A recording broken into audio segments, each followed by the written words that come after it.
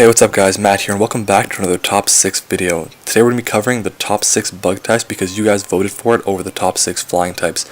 And before I get started, I just want to apologize because I'm feeling really sick right now, so just bear with me and we can get through this video together nice and quickly, and at the same time giving you all the information that you guys need to know.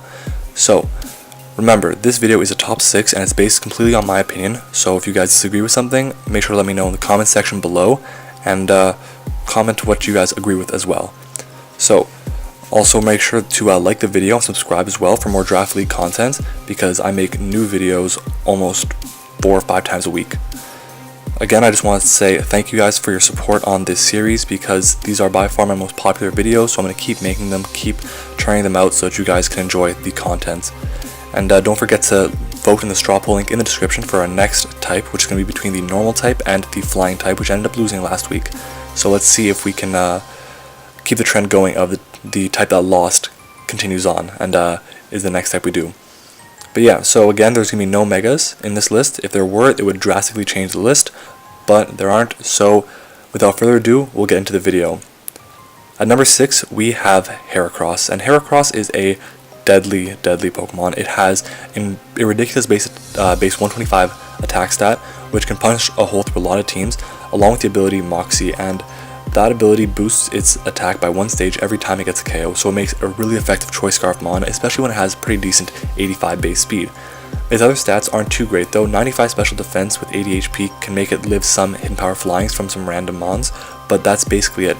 It doesn't have the greatest stats, but it's really effective at what it can do in terms of using those stats to its full potential. It also gets access to Guts, and the Guts with a Flame Orb set is really powerful, especially with the nerf to Burn this gen, making you take only 6% instead of 12%. That way Heracross can come in and last much more turns and do a lot more damage in that time. Looking at its moves, it has a really wide move pool. It gets access to a Bullet Seed for grass coverage. You get Close Combat, Earthquake, and Mega Horn for powerful stab options and coverage options. You have access to Knock Off as well to have some utility. You get access to Pursuit to deal with some Psychics or some Ghosts that are switching out on you. You do get Rock coverage with Rock Slide, Rock Blast, and Stone Edge, along with Shadow Claw for Ghost coverage. Moving down though, you get Aerial Ace, which can deal with other opposing Heracross or other opposing mons that are weak to flying. But you also get access to, I believe I said Swords Dance before, to boost your attack stat. Anyways, looking down the list, there isn't much else that it gets though. It gets access to Natural Gift, which can be useful in certain situations if you're dealing with, let's say, a mon that is 4 times weak to fire, like we're going to see later on in this list. But yeah, again, that's basically all it can do. It gets access to Facade, which is nice to have, especially if you're running that Guts Flame Orb set.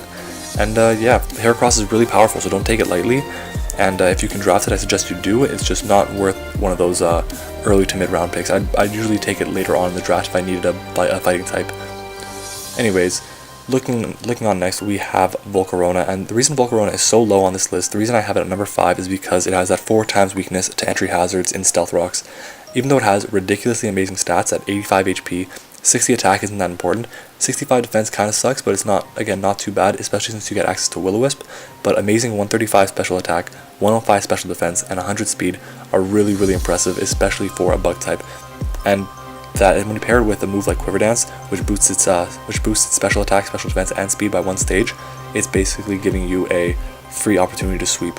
Then you get incredible moves. You get access to Bug Buzz for your Bug Stab. You get Fiery Dance, which boosts your special attack by 1 stage 50% of the time. You get Fire Blast for damage, Flamethrower for more accuracy. You get Giga Drain, I believe. Yeah, you get Giga Drain to get some recovery, deal with some bulky waters and ground types. You do get access to Overheat and Psychic, which make great Z moves. Then you get Roost for longevity, Tailwind for utility, U-Turn for momentum. You get Will-O-Wisp, like I mentioned before.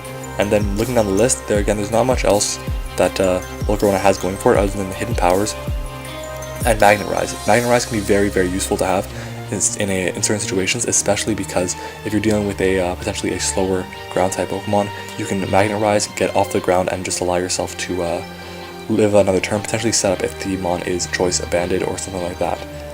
Anyways, looking on, actually, I'm going to talk about Volcarona a bit more. The reason I actually have it this low, again, I said it before, it's because of that Stealth Rock weakness, but if you do have a great spinner and a great hazard remover, I suggest having at least 2 good spinners or removers. So when I say a good remover, I mean it has Rapid Spin or Defog, and has access to something like Roost, Morning Sun, Wish, just stuff like that can give you some sustained recovery, so that you're not always having to come in, take a hit, spin, take another hit, and then go out into something else. Yeah. But anyways, it gets Flame Body, which is a good ability to have. If you make direct contact, there's a chance for you to get burned, so it's good if you're dealing with some physical attackers. But yeah, Volcarona is it's a decent mon. I just can't put it that high because of this rock weakness. Next up though, we have Galvin Chawla, and Galvin Chawla is one of the most underrated bug types. As a bug type itself, it's not that amazing, but because it has access to sticky webs and access to a bunch of electric type moves, it makes it a really effective mon to use in the format. Sticky webs, if you didn't know, once it's an entry hazard, it's one of the only Pokemon that does get this form of entry hazards, is Galvin Chawla, and it basically allows you, but it forces your opponents to, it makes your opponent's mons lose one stage in speed, so they get slower, which is very good if you're running a bit of a slower team, or if you have a very strong offensive mon that needs a bit of speed to kind of get going. For example, something we'll see later on, it works pretty well under sticky webs. But yeah, looking at its stats, not very impressive at all. 108 speed is pretty good. It's a really good speed tier, tying with the Swords of Justice, being Cobalion, Keldeo, Virizion, Terrakion. But 97 special attack is nothing, especially if you don't have boosting in like a Life Orb or an Expert Belt potentially. But yeah, the only good thing about having that 97 speed is the fact that it gets Compound Eyes, which raises your accuracy, so you can run a move like Thunder with more confidence. It'll go up to about 90%, 95% accurate using Thunder, so a 110 base power move is really deadly with a 30% chance to paralyze. That can be very useful. But it also gets Bug Buzz for your Bug Stab, you get Discharge for your chance to paralyze, Energy Ball and Giga Drain for grass coverage. You do get access to Poison Jab, which is not very useful since you do have very poor 77 base attack. And then looking down the list, again, not much else. Signal Beam, you're never going to run that over Bug Buzz, and especially because Bug Buzz is a sound move and it can go through subs. But you do get T-Wave and Volt Switch, which are basically staples for electric type Pokemon.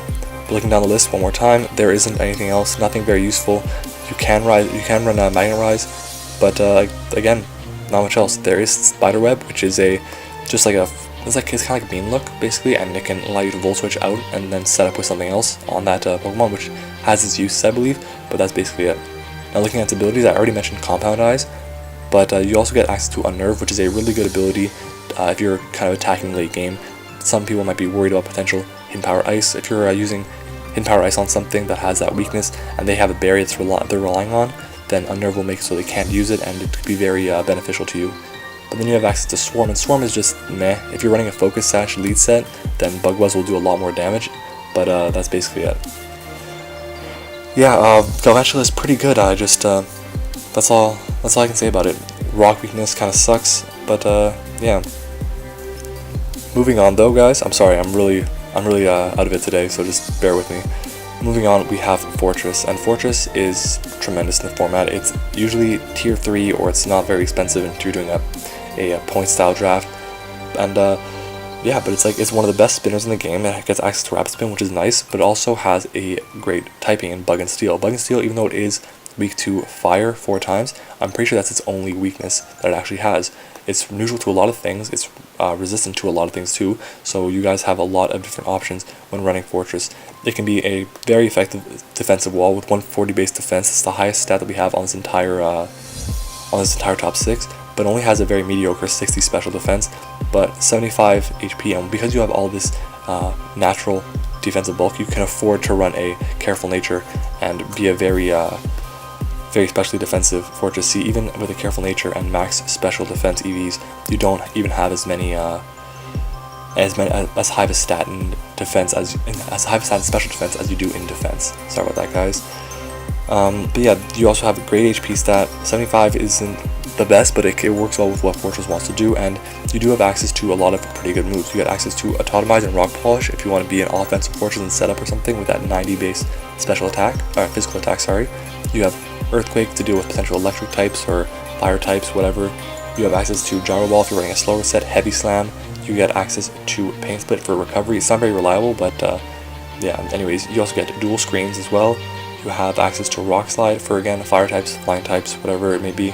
Stealth Rocks, Spikes, and Toxic Spikes. are all very, very important. It's incredible to have all 3 of those. I think you're one of the only ones that actually does get all 3. And then you actually have Bull Switch for momentum, and then Bug Bite is unfortunately your best bug stab move, which kind of sucks, but what are you going to do about it? And yeah, that's basically Fortress. Again, this one also gets Magnet Rise. They're useful to have depending on what you're trying to do with it. And yeah, Fortress is great. It's an amazing spinner. It's an amazing hazard setter. If you need something to set up rocks, spin them away, do all that kind of stuff, I really recommend Fortress. And not many people use the bug typing in the format unless they get something really good higher on in the tiers in the draft. So yeah, if you get Fortress, I'd recommend using it. Its other ability though is Overcoat, and Overcoat can be useful if you're running against a potential Hail team with a Alolan Ninetales, or if you're running against a potential Mon that can have Spore or that can have Sleep Pouch or something like that. And then Sturdy, we all know what Sturdy does. You get to live from full HP, you have to survive 1 attack, which is pretty good if your opponent has a really good fire type Pokemon that they're leading off with against your Fortress. Oh, sorry guys. Anyways, next up we have Scolipede, and Scolipede has swept me so many times. Shout out to my friend Scrappy. He has shined a huge light on Scolipede. To me, it's a really incredible Mon. Unfortunately, it doesn't have the best attack stat in the world, but having 112 speed with the ability Speed Boost and Baton Pass and Swords Dance allows you to set up and sweep with basically anything. If you don't want to run, sorry, if your lead does not allow Smash Pass, so Swords Dance and Baton and Speed Boost to be passed on, then just running as an effective sweeper itself can be very useful. 100 base attack isn't that bad. When you run with a Life Orb or a Z Crystal and you smack an Adamant Nature on, because you're not forced to run a Jolly Nature, especially since you do have that really, really good 112 base speed and speed boost, so you're basically going to be able to outspeed a lot of things. But looking at its moves, you get access to Earthquake, Facade if you get burned, you get Gyro Ball, which you're never going to use because you are so fast. Mega Horn and Poison Jab are your powerful forms of stab. You get Pursuit to deal with any Psychic types that are switching out. You get Superpower, which is again a really incredible Z move option. You do get Toxic Spikes and Spikes, which are great hazard options.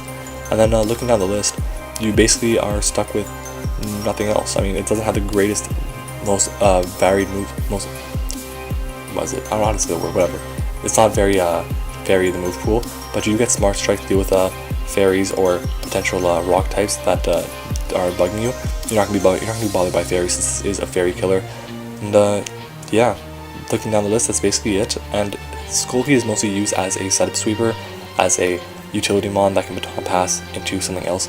If you Baton Pass this Mon to something that can live a hit, set up with its own setup move, like a Swords Dance or something like that, or a Nasty Plot, then it can just rip through an entire team.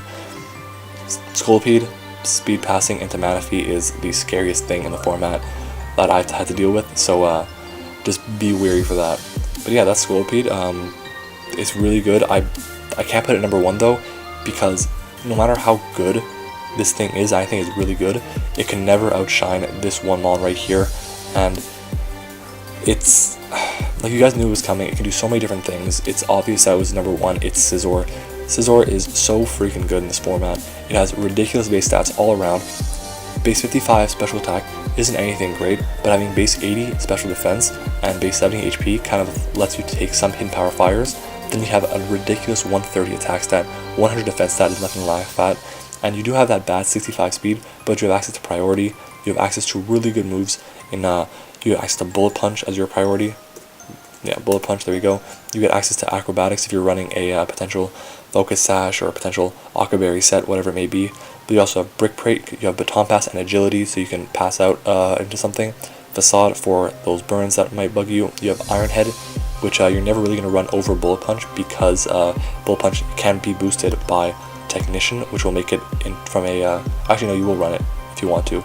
Bullet Punch becomes a 40 base power move to a 60 base power move. My bad, I thought it was already 60 base power.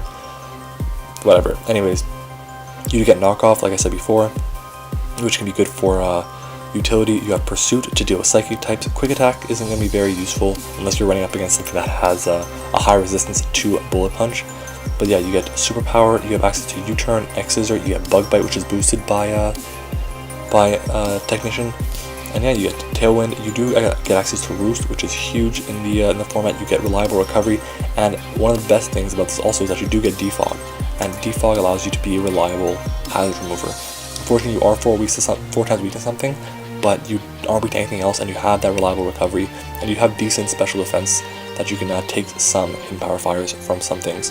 And yeah, I've actually seen a special set on Scizor work really well to deal with other Scizors.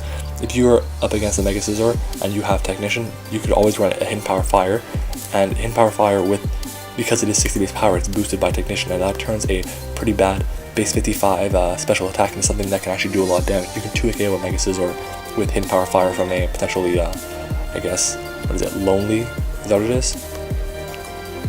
Not Lonely. I wanted this one here, Naughty. There we go, potential Naughty Scizor. But yeah, that's Scizor. It's a really good mon. It can break through a lot of things. It gets Swords Dance. It gets Defog. It has so many different roles that it can play. So seriously, I recommend trying it out. And unfortunately, it doesn't get other abilities that are too great. You do get Light Metal, which can be useful, but you're usually going to want that power with Scizor. And Swarm, again, I think all the Pokemon here have Swarm except for Fortress. And I mean, it's okay. It's just Torrent or Blaze or Overgrow just for bug types. But yeah, so that's the video, guys. If you enjoyed it, make sure to leave a like, subscribe if you're new, share the video with a friend, and comment down below what you would have done differently for your top 6 bug types. And don't forget to vote in the straw poll link in the description below for the next type that we're going to be doing, which will be between the normal type and the flying type. Thank you all for watching, and I will see you all next time. Bye.